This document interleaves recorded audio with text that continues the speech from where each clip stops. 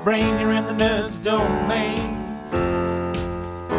Come on in, it's about to begin. Hi everybody, I'm Matt Quiet with Nerds Domain, and tonight we have, once again, a special Kickstarter episode with Eloy Lasanta. Say hello. Hey everybody. And we're talking about Part-Time Gods. Wow, I've already lost the words. There. No, that's not them either. Wow. We're talking about your Kickstarter for Part-Time Gods. Wow, I'm really bad. Divine Instruments and Beyond. There it is. Right? Yes. Yeah. Well, yeah, definitely. And then, so this is for your the first expansion to your game, Part-Time Gods. It's a role-playing game, right? Right. Based on what kind of system is that? Well, the system uses excuse me. It's a house system called a DGS Lite. The entire system uses a single D20, which is pretty cool. Okay.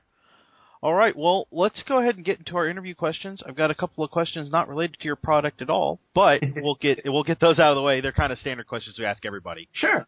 So, number one, in the impending zombie apocalypse, what is your weapon of choice? Ooh, that is a good question. Now, are we talking that, like, I've had time to, like, find my weapon of choice, or is this, like, I'm grabbing the nearest thing to me and it just happens to be my weapon of choice? I assume that we all have already prepared for the zombie apocalypse and have our weapon of choice at hand. If I had to choose, I would probably say my desk lamp. It's kind of flexible, like a nunchuck, and the bulb usually gets too hot and it starts to burn. Okay, so you're going to burn zombies. That makes sense. Yeah. Okay. All right, so question number 2, given all of the sci-fi that you know, what planet do you most want to visit? See, I actually don't know that much. I would probably say one of the core planets from Firefly. Okay. I dig the way that they look. Especially the one where it was mostly water, and then it was like the Oh yeah, with the floating. Yeah, with the floating like houses. I thought that episode was really cool. Okay. I don't remember the name of that planet though. I need to do my research. Yeah, that's terrible. I should know that. I've watched that episode probably a dozen times. Right, that's one of my favorites too. So yeah, that's terrible, but that sounds great. All right, so let's start off with your sales pitch. What are you doing with Part-Time Gods, Divine Instruments, and why do you have such a passion for this project? Well, okay, Part-Time Gods is a game that I came out with about 2 years ago, and we did a big Kickstarter for it, and it was an amazing success. We did like over 300%. Oh, wow. On the original Kickstarter, which was really, really cool. The premise of the game being that you play a regular person who is imbued with the power of a god. And so now you're trying to kind of balance, the fact that you still have friends and family and a job and all these different things going on in your, mortal life. And now you're kind of this godlike being. So you have monsters coming at you and you have other gods trying to steal your soul and, all kinds of different things all kind of going on. And, trying to make sure that you can kind of keep being you during the process, because of what happens in the setting is that the more powerful you become, the more just kind of a representation of what you're the god of you become. Okay. So the god of fire, the more and more powerful you get, like you just burn everything, you just become a being of fire, like you stop caring about anything and you just want to see the world burn. I mean, there's a lot of cool kind of directions to go with just a simple god of fire. But I would say the reason that I'm so passionate about it is, it was my first really big game. I've been making games now for about 5 years. It was my first really big game that kind of blew up, and it's still my best-selling game. And really it's been about 2 years, and I really think that the game really needs some more love. The core book has, sold amazingly, and we have a lot of really awesome fans out there. And, I really kind of just want to give them more material to work with. And we have a lot of really good stuff in the first source book, Divine Instruments, and in the second source book that's already been unlocked, which is Minions of the Source. Okay. And your game comes from, your gaming company is Third Eye Games, is that correct? Correct. Okay. And what else has Third Eye Games put out? Well, we've done, previous to Part-Time Gods, we did 2 games called Apocalypse Prevention Inc. and another game called Wuxing the Ninja Crusade, which we've continued to support throughout the years as well. And then Part-Time Gods came out, and then we released another game after Part-Time Gods called Mermaid Adventures, which was more of a game geared towards kids.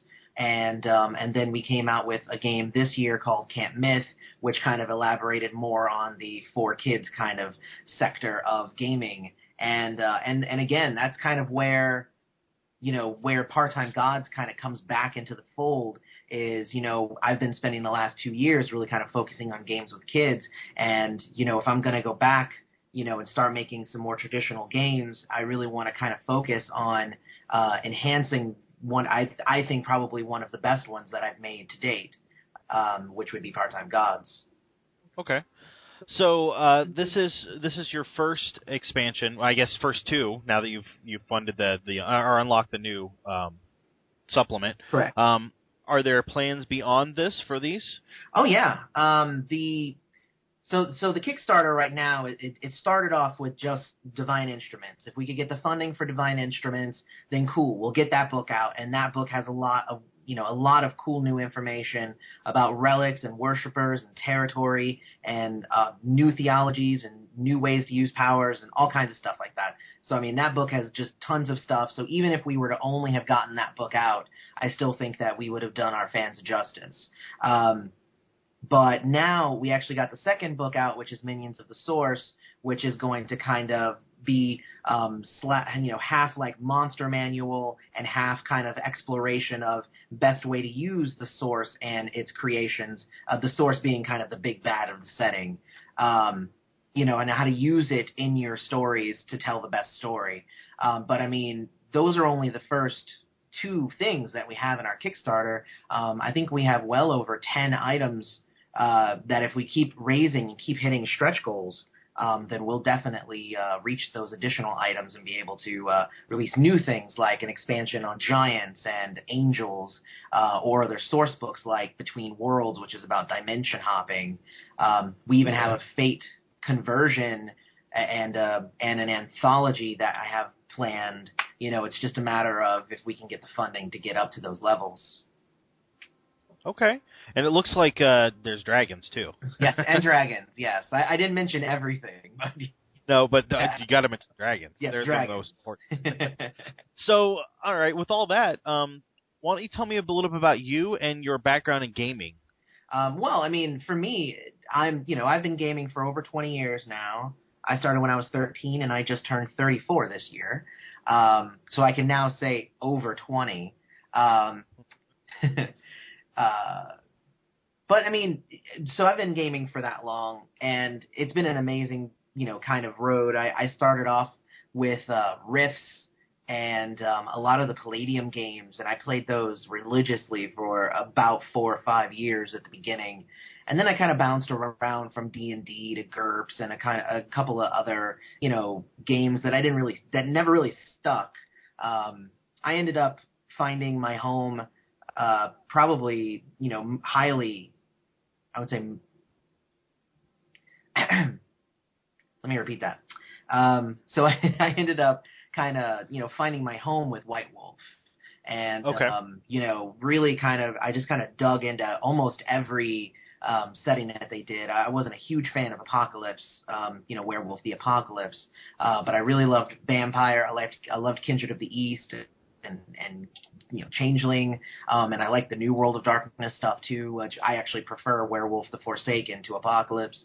But I kind of became kind of White Wolf fanboy there for a while and played their games religiously for a long time as well, until I started to kind of branch out, and I played some games from Vajra Enterprises, some from Paradigm Concepts, from some different games that I could kind of sink my teeth into. And along the way, I picked up a couple of freelance jobs and, decided to go ahead and give it a go with the whole publishing thing. It was kind of, and as weird as it sounds, it was actually very organic.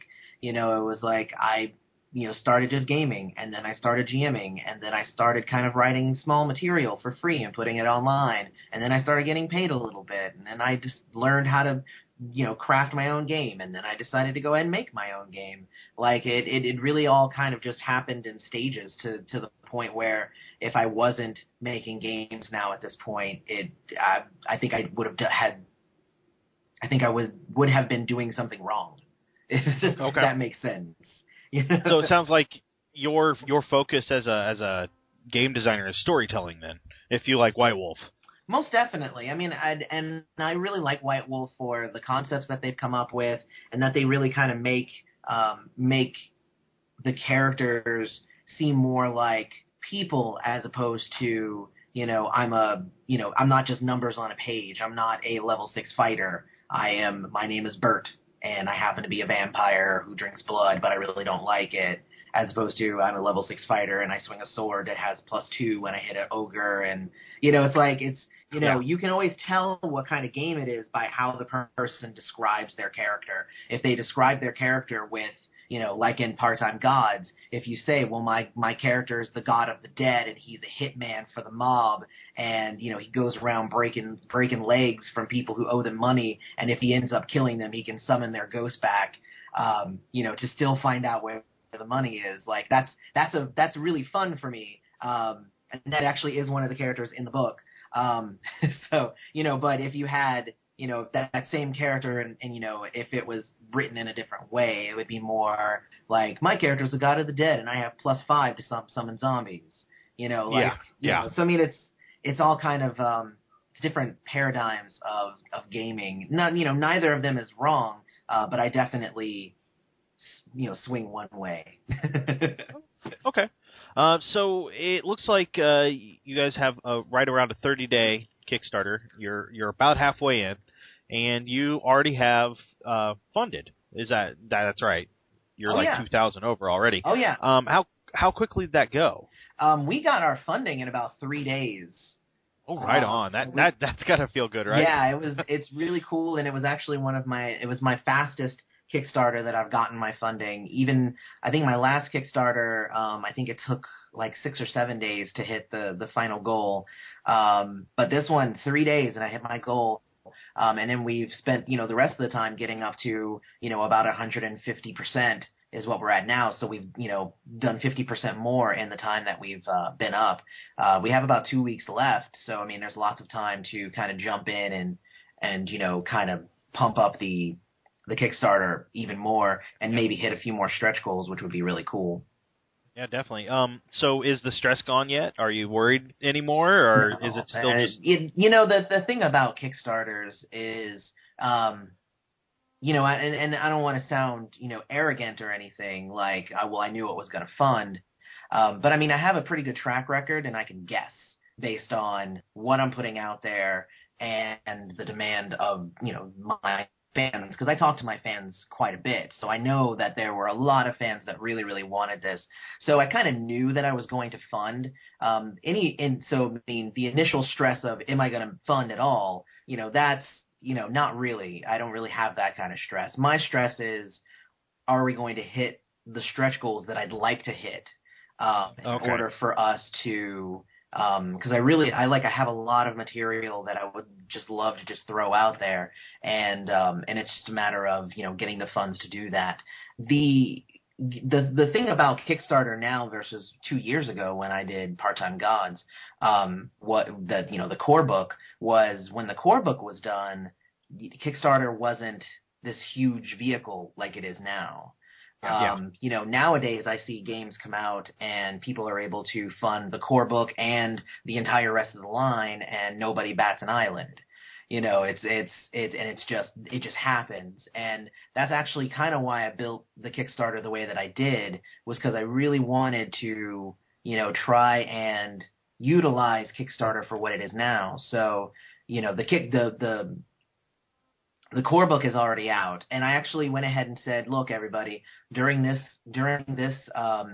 Kickstarter, the PDF for the core book is pay what you want on Drive-Thru RPG. So go download it. Just go get it. You don't even have to give me anything. Just go get it and read it, and I know that you're going to like it. And then you're going to want to come and you're going to want to support getting more material and more books for the game. So, that was number one. Number two was, I really took a long time in really planning where this game line could go and what we could do with it. And, now it's kind of in the hands of the fans and seeing how many of these things we can fund and, get into production. I mean, the long game version of this is that we're going to eventually release all of these things anyway. But if they are funded by the Kickstarter, that means that there's a need and a want from the fans, which means it's going to get done a lot quicker. It's kind of that kind of thing. I'm eventually going to release all of the stretch goals, and it's just a matter of timing now. Okay. So where can we see you in the next, 6 months to a year? What are you going to be at any conventions or? Let me see, 6 months to a year. Well, definitely you'll see me at a lot of conventions. I was at about 6 conventions this year, and I hope to add more next year. But I always do MomoCon every year and DragonCon every year, both of those being in Atlanta. I'm always at Gen Con, so Gen Con is... Oh, I missed you then. That's a big one for me. I always have to go. I always have my own booth, and I sell books and, get to talk to the fans directly. It's an amazing time, Gen Con is. But I go to... I go to Genghis Con, which is up in Indy, and I'm hoping to be invited back to Denver Comic-Con, which I was at this year as well. And I'm trying to find a way to get to Con on the Cob, which is up in Ohio, and it's run by a good friend of mine, Andy Hopp, who does the Low Life RPG. And there's a lot of plans for me to go to a lot of cons, and that's one of the fun things about being a game designer and, kind of in the position that I'm in, is that, I have a bunch of cons that I know I'm going to go to, and I could run into somebody else and find another con that I need to go to, tomorrow and go, so because it's really just about, where I can go and hang out with cool people and play fun games and, tell them about, the works that I've done and, share fun times. Okay. Are there any other projects that you've got going on or coming up that you want to kind of plug and get the word out about? Let's see. Yeah, if anybody is interested in a post-apocalyptic monster training RPG, my new game called Sinister is currently in playtesting, and you can get that on the Third Eye Games website. It's thirdeye.games/sinister-RPG. So you can get that. So that's really fun. It's kind of a dark Pokemon kind of game. So that's really fun. And I have my movie-making card game called Top Billing, which you can also get on the same website. You can check that out. Decks are actually done for that, and it's kind of a storytelling kind of card game. You can play with friends, up to 5 players, which is really fun. I think that's about it. I'll plug those two. Okay. I always have so many things going on. It's just a matter of, picking and choosing. All right. Well, it looks like through your Kickstarter, you can get a PDF copy of the rule book for only $10, or of this supplement, and then it looks like the print and PDF is at $25, and then it just goes up from there. And there's a lot of stuff, and for a measly $2,000, you'll fly out and run a game for us. Is what it looks like. Exactly. Well, I'll run out and I'll run a whole day's worth of games. I wanted to make it an event for whoever unlocks that, so it's not.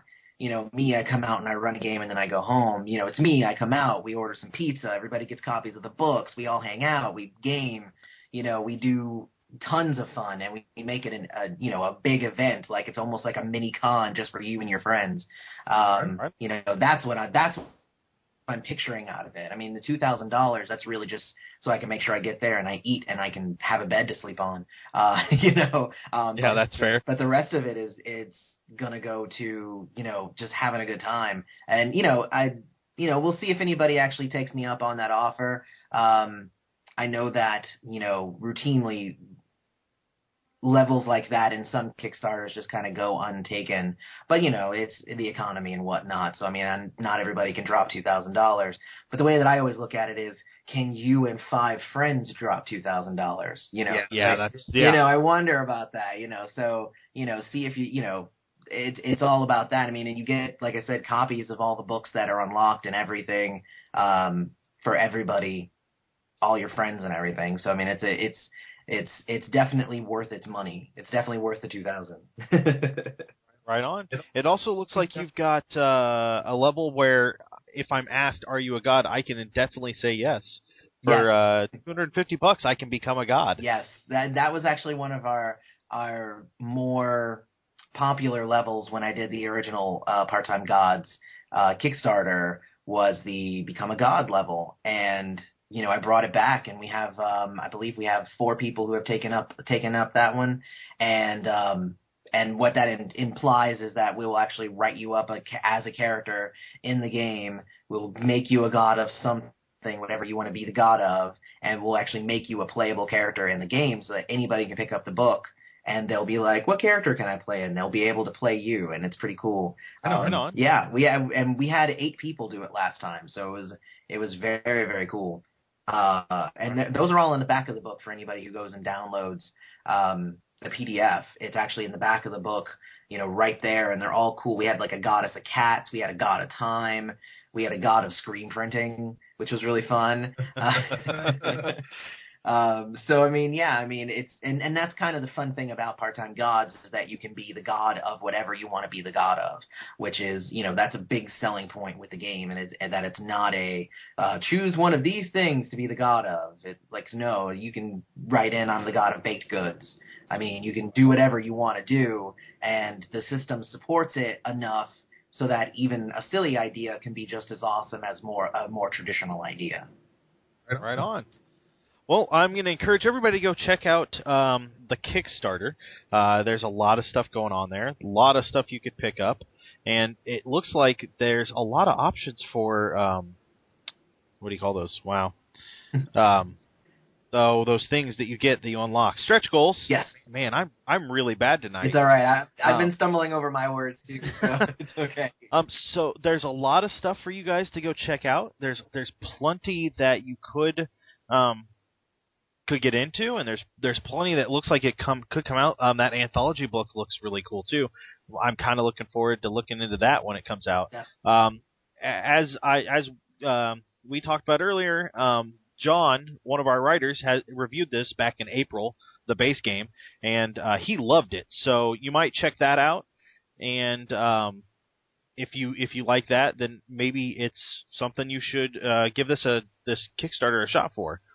So you can go to tinyurl.com/divine, and that will take you right to the Kickstarter. Wow. So is there anything else you want to say tonight? No. Thanks for having me on. Okay. Oh, it was a blast. I'm glad to have you. That'll do us for Nerds Domain. You can always find us on iTunes. Go over there, give us a couple of stars, and write us a review. You can find us on Twitter. I'm @Quiet, and the website is @NerdsDomain. And what about you? I'm on Twitter. I'm @ThirdEyeGames or @Eloy Lasanta. And on Facebook, we're just Third Eye Games. So Facebook.com/ThirdEyeGames. Or you can go to ThirdEyeGames.net. Or obviously go to Kickstarter, and if you type in Part-Time Gods, you'll get to the Part-Time Gods Kickstarter. Definitely. And as always, you can go over to /loot and buy our shirts. And I think that'll do us. And we will talk to you guys real soon.